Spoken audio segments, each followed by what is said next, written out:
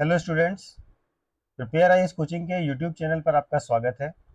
अभ्यास सीरीज जो प्रतिदिन दो क्वेश्चंस के लिए हम आपको डिस्कस करते हैं, उसमें आज वेंसडे और आज टर्म है मॉडर्न इंडिया का। तो मॉडर्न इंडिया के क्वेश्चंस लेते हैं। पहला क्वेश्चन है, explain the various factors that prompted the British government to make the famous declaration of August 1917। अगस्त 1917 के प्रसिद्ध घोषणा के पीछे क्या प्रमुख कारक थे, क्या प्रमुख कारण थे, उनकी व्याख्या करनी है, जिन्होंने ब्रिटिश गवर्नमेंट को 1917 के अगस्त डिक्लेरेशन के लिए प्रेरित किया। यह है प्रश्न। देखिए, पहली चीज तो एक बेसिक सा इंट्रोडक्शन देना है आपको। उस बेसिक से इंट्रोडक्शन में आपको यह बताना है कि क्यों कॉन्स्टिट्यूशनल रिफॉर्म्स अंग्रेज कर रहे थे।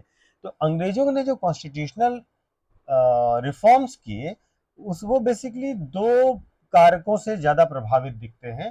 पहला कि वो अपने ब्रिटिश एम्पायर, जो ब्रिटेन में उनकी राजशाही है, उसके इंटरेस्ट को प्रोटेक्ट करते रहे और उस जो शासन है उसको एक लंबी अवधि तक कर सके, और उसके साथ साथ इंडियन पीपुल्स के नेशनल इंटरेस्ट को भी थोड़ा बहुत एड्रेस करते रहे। क्योंकि लोगों की एस्पिरेशंस के बिल्कुल अगेंस्ट जाकर के ये समस्या बढ़ती जाती, तो वो रिफॉर्म इसीलिए कर रहे हैं कि भारतीयों को ये मैसेज दे सके कि वो भारतीयों के हितों में भी सोच रहे हैं, लेकिन उनका ब्रॉड ऑब्जेक्टिव ब्रिटिश एम्पायर को बनाए रखना ही था।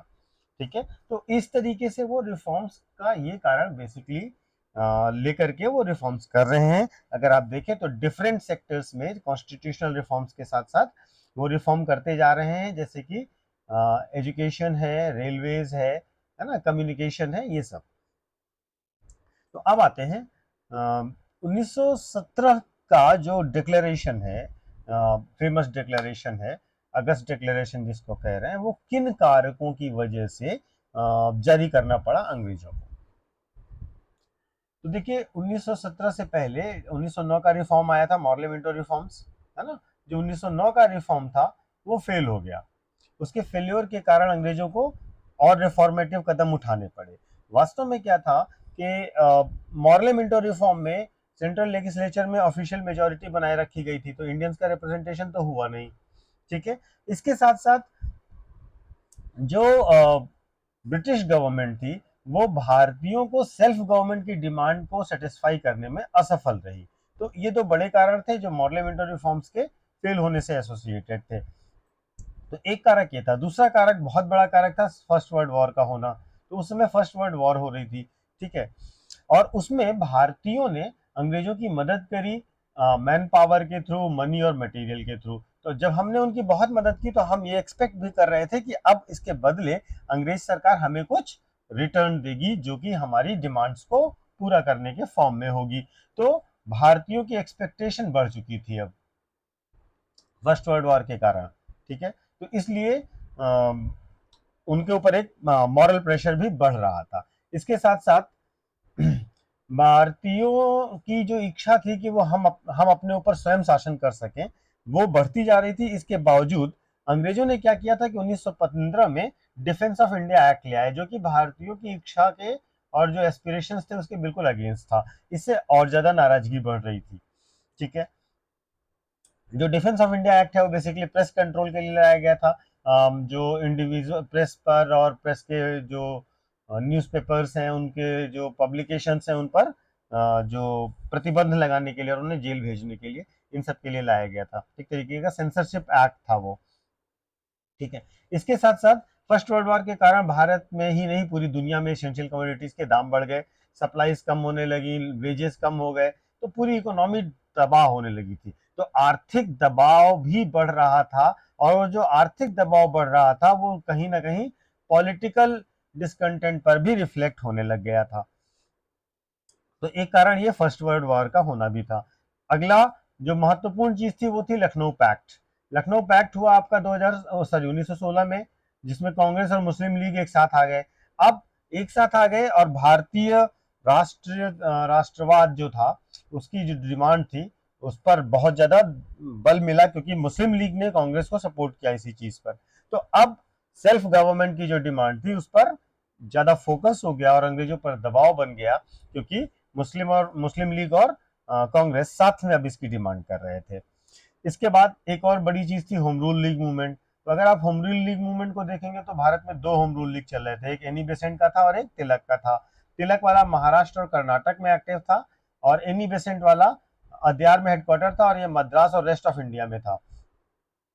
Home rule league basically self government की ही डिमांड कर रहा था, स्वराज की ही डिमांड कर रहा था, ठीक है। और इससे क्या है कि पूरे देश में एक मैसेज था कि लोग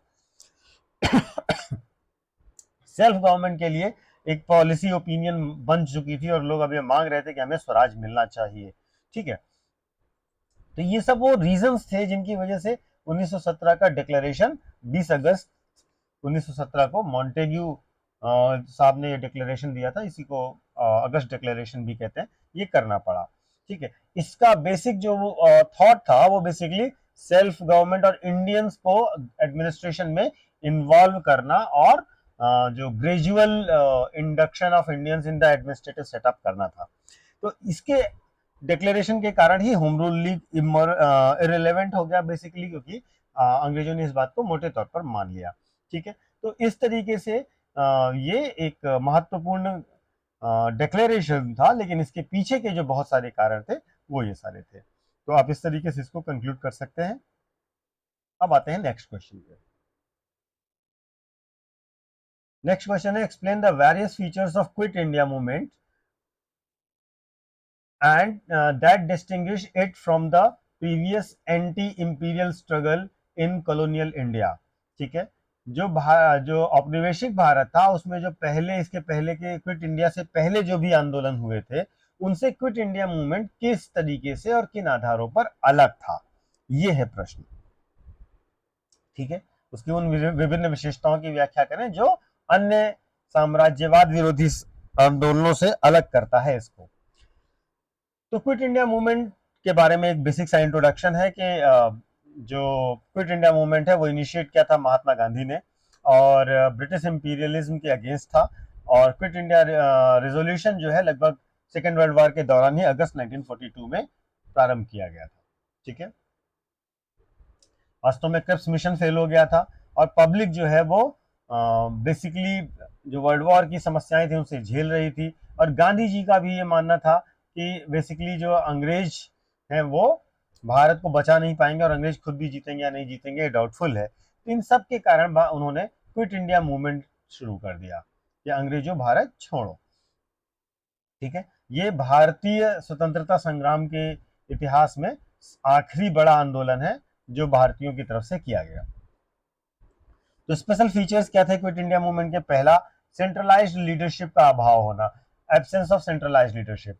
एक्चुअली जैसे ही ये मूवमेंट लॉन्च किया गया अंग्रेजों ने पूरे के पूरे कांग्रेस कमेटी के मेंबर्स को महात्मा गांधी के साथ साथ सारी कांग्रेस वर्किंग कमेटी को अरेस्ट कर लिया और अलग अलग जगह जेल में बंद कर दिया, जिसको ऑपरेशन जीरो आर भी कहते हैं। तो इस तरीके से जब कोई लीडर ही नहीं था तो एक तरीके से ये कोई लीडरशिप ना होने के कारण डिसेंट्रलाइज्ड मूवमेंट शुरू हुआ।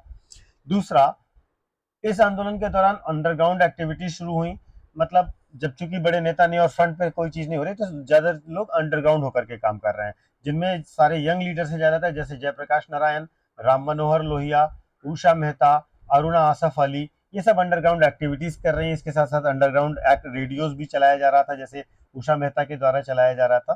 तो इस तरीके से अंडरग्राउंड एक्टिविटीज बहुत ही प्रोमिनेंटली इसमें यूज की गई। तीसरी बड़ी विशेषता है कि पैरेलल गवर्नमेंट्स एस्टैब्लिश की गई इस आंदोलन के दौरान। अलग अलग जगहों पर पैरेलल गवर्नमेंट्स भी स्थापित की गई, जैसे सतारा में, बलिया में, तालचेर में, मिदनापुर में, यहाँ पर पैरेलल गवर्नमेंट स्टैब्लिश की गई। जैसे बलिया में चित्तू पांडे ने स्थापित की थी समानांतर सरकार, पैरेलल गवर्नमेंट, ठीक है। इसी तरीके से तामलुक जातीय सरकार शुरू हुई थी और उन्होंने अपना काम किया। सतारा में प्रति सरकार शुरू हुई। तो अलग अलग जगहों पर अलग अलग तरीके की सरकारें शुरू हो गई। इसके साथ साथ जो प्रति सरकार थी उसके leader basically Y B Chauhan और नाना पाटिल थे। इसके साथ साथ इस आंदोलन में पैरेलल गवर्नमेंट्स के साथ साथ विलेज लाइब्रेरीज भी शुरू की गई, है ना, और न्यायदान मंडल प्रारंभ किए गए एक तरीके से जुडिशरी के लिए। और बहुत इंपॉर्टेंट चीज जो आपको याद रखनी है वो है गांधी मैरिजेस भी ऑर्गेनाइज की गई। अब आपको यहाँ पर देखना है कि गांधी मैरिजेस क्या थी और किन किन जगहों पर ये बेसिकली ऑर्गेनाइज की गई। ये आपका होमवर्क है आज का। तो आपसे सीधा प्रश्न पूछा जा सकता है कि गांधी मैरिजेस किस मूवमेंट के दौरान की गई। तो गांधी मैरिजेस एक नए तरीके से सोशल हार्मोनी के लिए किया गया, बस मैं आपको इतनी हिंट दे रहा हूँ। तो ये प्रारंभ कर दिया गया। इसके साथ साथ ब्रिटिश सिंबल्स पर अटैक शुरू हुआ। तो ब्रिटिश सिंबल्स जैसे हड़ताल की गई फैक्ट्रीज में, स्कूल्स में, कॉलेजेस में, वहां पर हर जगह से जो अंग्रेजों के जो भी रिप्रेजेंटेशंस थे, जो भी रिप्रेजेंटेटिव एलिमेंट्स थे, उनको तोड़ फोड़ की गई। तो इस तरीके की हरकतें की गई। Police station, post office, railway station, इन सब को, जो भी ब्रिटिश सिंबल्स थे पावर के, अथॉरिटी के, उन सब पर अटैक किया गया। ठीक है, railway line, telephone line, telegraph line, सब पर आग लगाई गई, तोड़े गए, जलाए गए, ये सब चीजें की गई। वुमेन्स पार्टिसिपेशन के नजरिए से भी आंदोलन बाकी आंदोलनों से अलग है। ठीक है, क्योंकि इसमें बहुत बड़े पैमाने पर वुमेन पार्टिसिपेशन हुआ। यहाँ तक कि केवल पार्टिसिपेशन नहीं किया वुमेन्स ने, इस आंदोलन को लेड भी किया वुमेन्स ने। ठीक है, तो ये बहुत बड़ा इंपॉर्टेंट है। इसमें अरुणा आसफ अली, नलिनी सेन गुप्ता, उषा शर्मा, ये सब बड़े नाम है जो सेकेंड क्विट इंडिया मूवमेंट में इंपॉर्टेंट रहे। ठीक है, अरुणा आसफ अली जो है वो एआईसीसी सेशन 9 अगस्त को प्रिसाइड करती हैं और फ्लैग को होस्ट करती हैं। ये बहुत इंपॉर्टेंट एक एडिशनल इंफॉर्मेशन है। इसके साथ साथ बहुत तेजी से, बहुत जोरदार आंदोलन को दबाने का भी प्रयास किया गया ब्रिटिश सरकार के द्वारा। ठीक है, इसको न्यूट्रलाइज करने का सबसे तेजी से प्रयास किया गया। जैसे ही आंदोलन की घोषणा हुई, पूरे कांग्रेस कमेटी को अरेस्ट कर लिया गया। जगह जगह पुलिस, मिलिट्री, ये सब तैनात कर दिए गए। ठीक है, यहाँ तक कि एयरक्राफ्ट तक का इस्तेमाल किया गया बम गिराने में आंदोलनकारियों के ऊपर। ठीक है, तो ये रीजन था वास्तव में। जो क्विट इंडिया मूवमेंट था वो इतना ज्यादा बड़े पैमाने पे चल रहा था कि अंग्रेजों को इसे दबाने में बहुत ज्यादा मेहनत करनी पड़ी। नेक्स्ट इसका जो पोर्शन था क्वेश्चन का, वो ये कह रहा है कि जो किस किस तरह से बाकी और डिफरेंट था। ठीक है, बाकी आंदोलनों से किस तरीके से ये डिफरेंट है क्विट इंडिया मूवमेंट। तो आपने क्विट इंडिया मूवमेंट के फीचर्स समझ लिए, अब ये समझिए कि बाकी सबसे किस तरीके से अलग है। तो अगर देखें मोटे तौर पर, तो गांधी के 2-3 और आंदोलन है, बेसिकली नॉन कोऑपरेशन और सिविल डिसोबीडियंस। तो हम कंपैरिजन मोटे तौर पर इसी पर कर रहे हैं। तो आप देखेंगे तो आप पाएंगे कि क्विट इंडिया मूवमेंट में जो किसानों का पक्ष है, किसानों की भागीदारी उतनी ज्यादा नहीं है, जबकि नॉन कोऑपरेशन और सिविल डिसोबीडियंस मूवमेंट में किसानों की सक्रिय और सीधी भागीदारी है। ठीक है, और दूसरा जो मुद्दा है वो ये है कि जो क्विट इंडिया मूवमेंट है वो रेडिकली थोड़ा स्ट्रांग है ना। इसमें उतना क्या कहते हैं, जो लिबरल एलिमेंट है वो नहीं है, उतना पीसफुल रेजिस्टेंस नहीं है जितना बाकी आंदोलनों में था। तो यहाँ पर रेडिकलिज्म ज्यादा है क्विट इंडिया मूवमेंट में, ये भी ध्यान रखिएगा। इसके साथ साथ इसमें ट्रेडिशनल सत्याग्रह मेथड को अडॉप्ट नहीं किया गया है। इसको ये माना गया है कि आपको फाइट टू द फिनिश करना है, करो या मरो की स्थिति है। तो आपको पूरी तरीके से क्विट इंडिया मूवमेंट में वो सत्याग्रह करके दूसरों का हार्ट बदलने जैसी कोई भी स्थिति की बात नहीं की गई है। इसके साथ साथ गांधी 1942 में गांधी भी इस बात के लिए तैयार है कि अगर आंदोलन करने हैं तो नॉन कॉन्स्टिट्यूशनल मीन्स भी अपनाने पड़ सकते हैं। इसके पहले वो कभी भी नॉन कॉन्स्टिट्यूशनल मीन्स को सपोर्ट नहीं करते हैं। ठीक है, यहाँ तक कि वो इस लेवल तक चले गए हैं कि हर आदमी को अपना रोल और अपनी लिबर्टी के लिए खुद ही डिसीजन लेना है। और वो खुद कहते हैं कि every individual was to consider himself free and act for himself. ठीक है, तो इस तरीके से गांधी जी भी अब चेंज एटीट्यूड रख रहे हैं इस मूवमेंट में। इसके साथ साथ इसने अपने जो ऑब्जेक्टिव्स रखे हैं बिल्कुल क्लियर रखे हैं।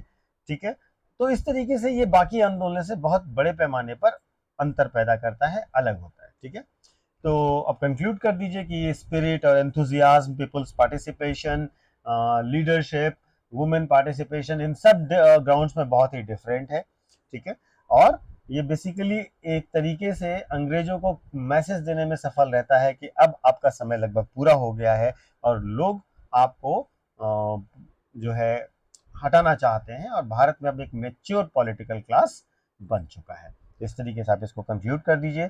आज के ये 2 क्वेश्चन हमने आपसे डिस्कस किए। आपको जो भी सजेशन देना हो आप दे सकते हैं। अगर पसंद आया हो तो आप लाइक और सब्सक्राइब भी कर सकते हैं। Thank you.